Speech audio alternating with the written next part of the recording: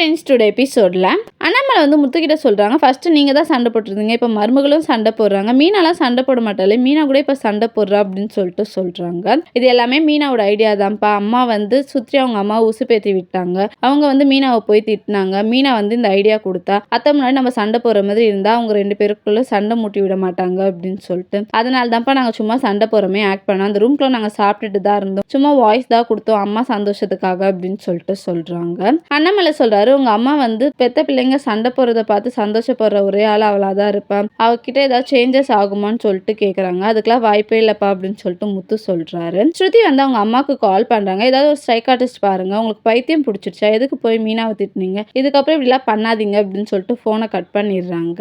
ரோகிணி ஹாஸ்பிட்டலுக்கு வராங்க. அவங்களுக்கு தெரிஞ்சவங்க வந்து சொல்கிறாங்க, உங்கள் அம்மா மிளகா காய வைக்கும் போது மயக்கம் போட்டு விழுந்துட்டாங்கம்மா, அதனால ஹாஸ்பிட்டல் அட்மிட் பண்ணும் அப்படின்னு சொல்லிட்டு சொல்கிறாங்க. ரோகிணி வந்து அவங்களுக்கு தேங்க்ஸ் சொல்கிறாங்க. அவங்க அந்த பிளேஸ்லேருந்து போயிடுறாங்க.